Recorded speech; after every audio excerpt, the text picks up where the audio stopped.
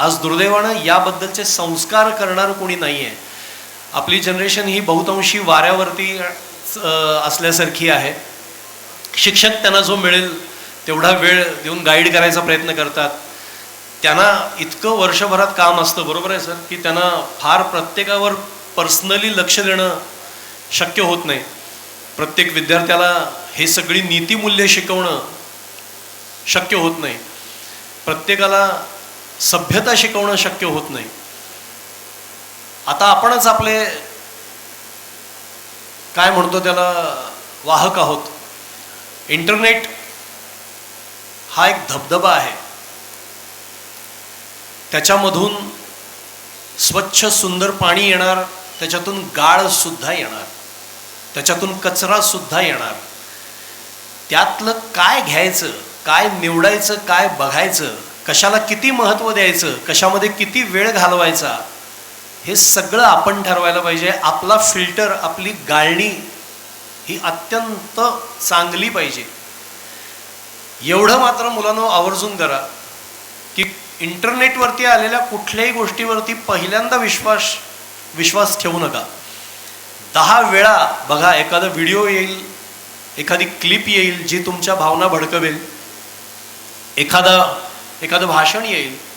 आज AI काय वाटोळं करून ठेवलेलं आहे सगळ्या जगाचं तुम्हाला माहिती आहे. आज माझं हे भाषण इथलाच कोणीतरी ChatGPT मध्ये किंवा त्या AI मध्ये त्याला देऊन माझ्या तोंडात हे जे मी आत्ता सगळं हलवतोय तोंड, ह्याच्यामध्ये सगळ्या कोल्हापुरी शिव्या घालू शकतो कोणीतरी. आणि स्वप्नील राजशेखर अमुक अमुक याच्या येऊन शिव्या देत होते असं ही होऊ शकते. इतकं सहज आणि इतकं सोपं झालेलं आहे. त्यामुळे व्हॉट्सॲपवर आलेल्या, इन्स्टावर आलेल्या, यूट्यूबवरती आलेल्या, फेसबुकवरती आलेल्या गोष्टींवर विश्वास ठेवण्यापूर्वी 10 वेळा विचार करा.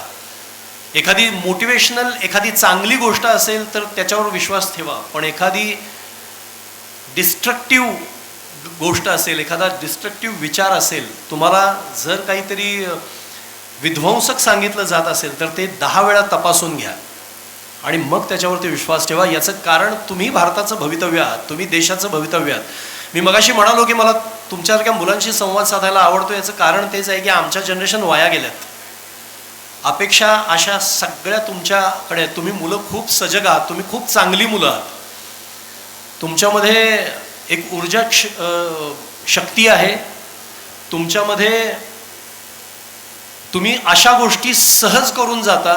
माझ्या जनरेशनमध्ये आम्ही 10-10 वर्ष ज्याला घालवली त्या गोष्टी तुम्ही 10 मिनिटात सहज करून जाता. तुम्हाला माध्यमं कशी वापरायची हे कळतं. तुम्हाला जगामध्ये काय चाललंय, कोणाचं काय म्हणणं आहे हे तुम्हाला लगेच कळतं. त्याच्यावरती तुमचं एक मत होतं. तर तुम्ही खूप मोठी होप आहात, खूप मोठी आशा आहात. पण तुमच्यावर जबाबदारी सुद्धा तेवढी आहे, कारण आमची पिढी नालायक आहे. आमची पिढी नालायक नाही गेली. माझ्या पिढीचे जे आई वडील आहेत ना, आम्ही मुलांना राम भरोसे सोडून दिले. माझ्या आईवडिलांनी किंवा आमच्या आधीच्या पिढ्यांनी काही सजगपणे संस्कार केले, काही गोष्टी बसवून सांगितल्या, आमच्या हातात पुस्तकं दिली. तुमच्या पिढीच्या हातात आम्ही मोबाईल देतोय. त्या मोबाईलमधून काय वाहतंय, काय झिरपतंय याला धरबंध नाही. आणि त्याला आता आवर घालणंही शक्य नाही आहे, त्याला ते रोखणं शक्य नाही आहे. एक चांगली दृष्टी देणं एवढंच शक्य आहे. मला आज जेव्हा सर म्हणाले की तुम्ही काहीतरी मार्गदर्शन करा, तेव्हा मी तेच म्हणालो की मला एक ज्या 2-4 गोष्टी माहिती आहेत, मी माझ्या मुलांच्या बाबतीत जे करतोय तेच मी सांगेन. मी माझ्या मुलांना मोबाईल त्यांच्याकडे आहेच, तेही इन्स्टा आणि त्या फेसबुक आणि या सगळ्यावरती आहेत. मी सुद्धा आहे मगाशी म्हणालो तसं. पण मी त्यांना पुस्तक वाचायची सवय मात्र लावली आहे. मी त्यांना ऐतिहासिक सिनेमा दाखवतो, पण त्याबरोबर त्याच्यावरचं एखादं पॉडकास्ट किंवा त्याच्यावर एखादं ऑडिओ बुक त्यांना मी ऐकायला देतो. आता वाचायला किती प्रॅक्टिकली बसतील हे सांगता येत नाही, पण ऐकायला मी देतो. तर म्हणून मी मगाशी म्हणालो तसं सिनेमा बघा, त्यातून तुमचं मनोरंजन होऊ दे. एक स्फुल्लिंग पेटत असेल तर तो पेटू दे, प्रेरणा मिळू दे. पण हल्ली सिनेमे, ऐतिहासिक सिनेमे सुद्धा दुर्दैवानं निरालस, निर्मळ, निकोप राहिलेले नाहीत. ते सुद्धा अजेंडे घेऊन येत आहेत. ते सुद्धा तुम्हाला काहीतरी एक दिशा द्यायचा प्रयत्न करतायत. खरा इतिहास वाचा, खऱ्या गोष्टी अभ्यासा, तुम्हाला जर इंटरेस्ट असेल तर त्यात. चांगले पॉडकास्ट बघा, खूप छान यूट्यूबवरती पॉडकास्ट येतात ते बघा. रणवीर आलाबादिया तर बघा, मला तो खूप आवडतो. मी त्याचे सगळे पॉडकास्ट मी बघितलेत. खूप माहिती छान आहे त्याची. तो एका प्रकरणात बिचारा अडकलाय, पण अदरवाईज त्याचं काम खूप चांगलं आहे. समय रैना पण आवडतो मला. तर हे सगळं बघा. उत्तम. कोरोनानंतर आपल्याला एक ॲप्रोच आपल्यात असा आलेला आहे की चाहेला कल किसने देखा, आज का दिन है, जिंदगी जी लो, मजे करो, ऐश करो. हे सगळं करा.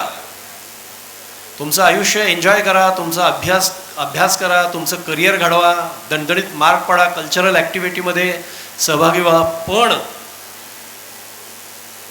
माणसावरती निर्मम निरालस प्रेम करायला शिका. सगळ्याकडे सजगतेनं, पॉझिटिव्हिटीनं बघा. सुदैवाने तुमची जनरेशन फार काही गोष्टी जीवाला लावून न घेणारीच आहे. अत्यंत प्रांजळपणे जगाकडे बघा. जग चांगलं आहे, अजूनही चांगलं आहे. चांगली माणसं आहेत माझ्यासारखी, या सरांसारखी, तुमच्यासारखी महत्त्वाची.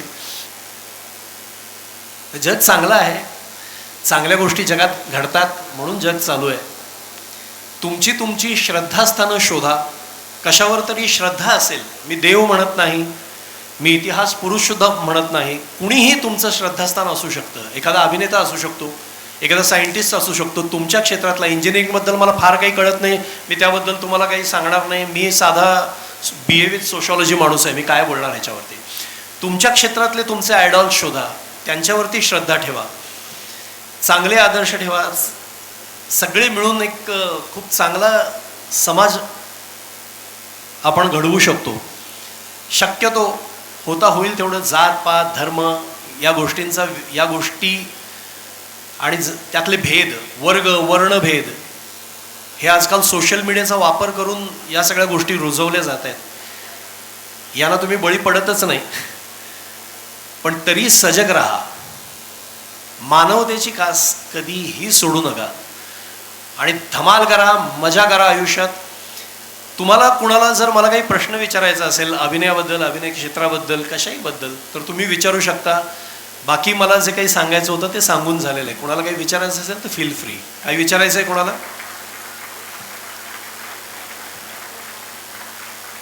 कुठल्याही सिनेमाबद्दल, कुठल्याही कलाकृतीबद्दल, कुठल्याही कशाहीबद्दल, ॲक्टिंग करिअरबद्दल किंवा कशाहीबद्दल विचारायचं असेल, कुणाला काही प्रश्न विचारायचा असेल तर नक्की विचारा. एनिबडी आहे कुणाला विचारायचं आहे? हॅलो. बरं, किमान एवढं सांगा, मी बोर केलं, फार त्रास दिला मी? हो आले जरा मोठा आवाज. यस, एक नंबर, हेच पाहिजे होतं भावनो. आजचा हा कार्यक्रम तुमचा आहे. एन्जॉय करा, मज्जा करा. All the best to you. सगळे जे कलावंत इथे येणार आहेत, सगळे जे आर्टिस्ट इथे येणार आहेत, त्यांना माझ्याकडून ऑल द बेस्ट. आणि कधीही जर माझ्या क्षेत्रात कोणी आला, कधी जर कोणाला अभिनेता व्हावंसं वाटलं, गायक व्हावंसं वाटलं, कोणाला जर सिंगर व्हावंसं वाटलं, तर तिथं भेट होईल आपली. Thank you so much.